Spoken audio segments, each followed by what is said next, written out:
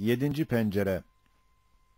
Şu kainat yüzünde serpilen masnuatın kemali intizamları ve kemali mevzuniyetleri ve kemali zinetleri ve icatlarının suhuleti ve birbirine benzemeleri ve bir tek fıtrat izhar etmeleri, nasıl ki bir saniye hakimin vücubu vücudunu ve kemali kudretini ve vahdetini gayet geniş bir mikyasta gösteriyorlar.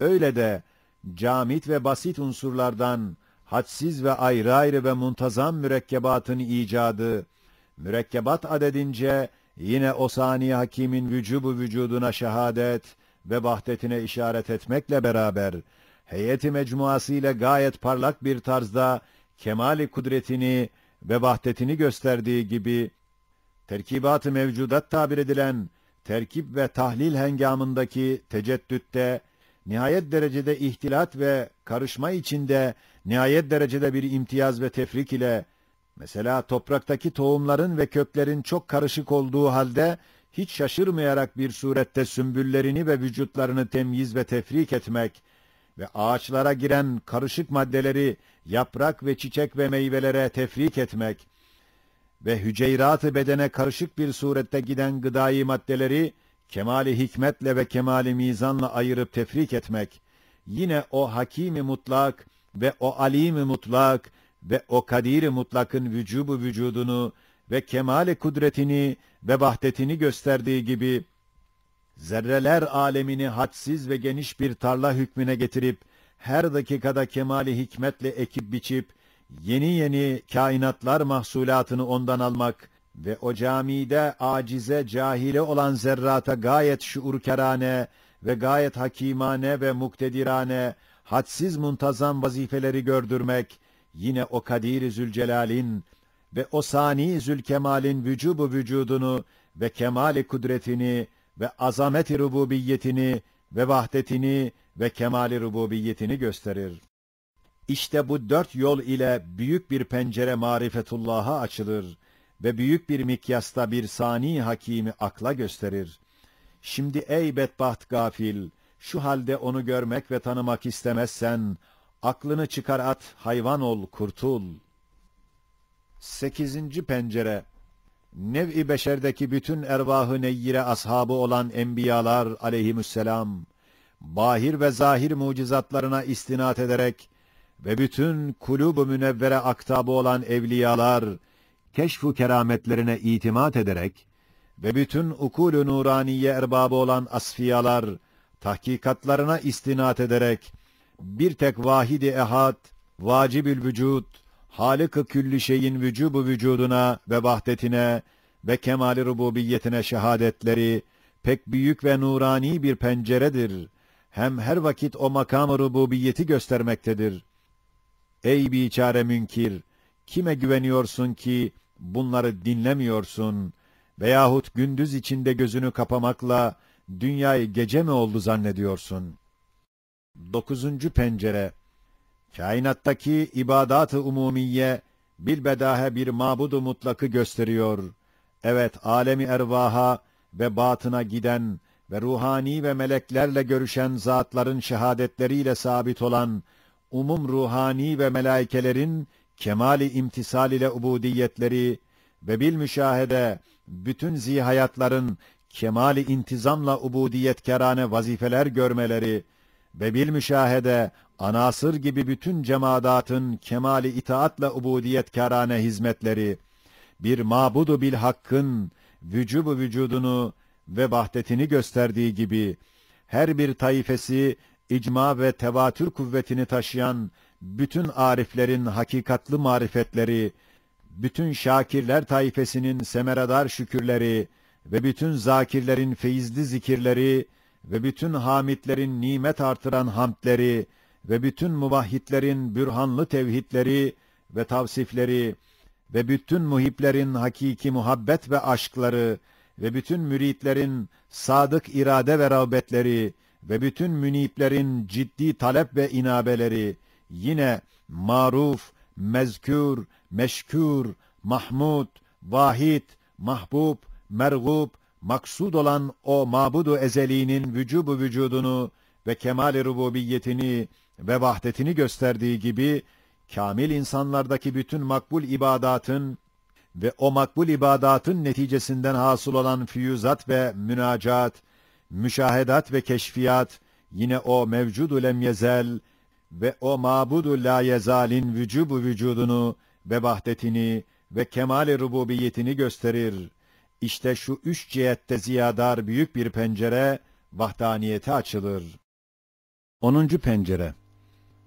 وَاَنْزَلَ مِنَ السَّمَاءِ مَاءً فَأَخْرَجَ بِهِ مِنَ الثَّمَرَاتِ رِزْقًا لَكُمْ وَسَخَّرَ لَكُمُ الْفُلْكَ لِتَجْرِيَ فِي الْبَحْرِ بِأَمْرِهِ وَسَخَّرَ لَكُمُ الْأَنْهَارَ وَسَخَّرَ لَكُمُ الشَّمْسَ وَالْقَمَرَ دَائِبَيْنِ وَسَخَّرَ لَكُمُ اللَّيْلَ وَالنَّهَارَ وَآتَاكُم مِّن كُلِّ مَا سَأَلْتُمُوهُ وَإِن تَعُدُّوا نِعْمَةَ اللّٰهِ لَا تُحْصُوهَا.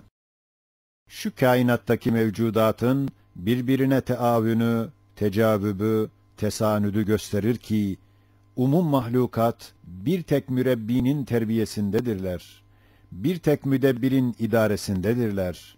Bir tek mutasarrıfın taht-ı tasarrufundadırlar. Bir tek seyyidin hizmetkarlarıdırlar.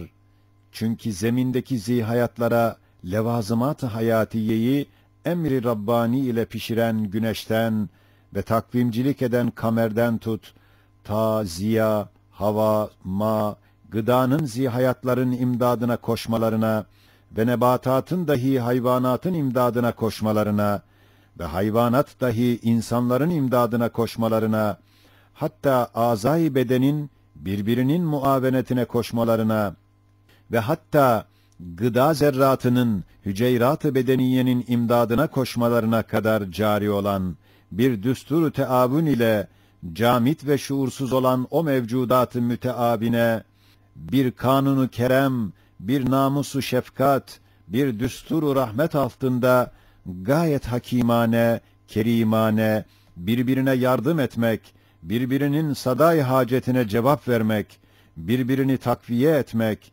elbette bilbedahe bir tek, yekta, vahid-i ehad, ferd-i samet, kadir-i mutlak, alim-i mutlak, rahim-i mutlak, kerim-i mutlak bir zat-ı vacibül vücudun hizmetkarları ve memurları ve masnuları olduklarını gösterir. İşte ey biçare müflis felsefi, bu muazzam pencereye ne diyorsun? Senin tesadüfün buna karışabilir mi? 11. pencere. Ela bi zikrillahi tatmainnul kulub. Bütün ervah ve kulubun dalaletten neşet eden ıztırabat ve keşmekeş ve ıztırabattan neşet eden manevi elemlerden kurtulmaları bir tek Halık'ı tanımakla olur. Bütün mevcudatı bir tek saniye vermekle necat buluyorlar. Bir tek Allah'ın zikriyle mutmain olurlar. Çünkü hadsiz mevcudat bir tek zata verilmezse, 22. sözde kat'î ispat edildiği gibi, o zaman her bir tek şeyi hadsiz esbaba isnat etmek lazım gelir ki, o halde bir tek şeyin vücudu umum mevcudat kadar müşkil olur. Çünkü Allah'a verse hadsiz eşyayı bir zata verir, ona vermezse her bir şeyi hadsiz esbaba vermek lazım gelir. O vakit bir meyve kainat kadar müşkilat peyda eder. Belki daha ziyade müşkil olur. Çünkü nasıl bir nefer 100 muhtelif adamın idaresine verilse 100 müşkilat olur ve 100 nefer bir zabitin idaresine verilse bir nefer hükmünde kolay olur. Öyle de çok muhtelif esbabın bir tek şeyin icadında ittifakları 100 derece müşkilatlı olur. Ve pek çok eşyanın icadı bir tek zata verilse 100 derece kolay olur. İşte mahiyeti insaniyedeki merak ve talebi hakikat cihetinden gelen nihayetsiz ıstıraptan kurtaracak yalnız tevhid-i Halık ve marifet-i ilahiyedir. Madem küfürde ve şirkte nihayetsiz müşkilat ve ıstırabat var, elbette o yol muhaldir, hakikati yoktur.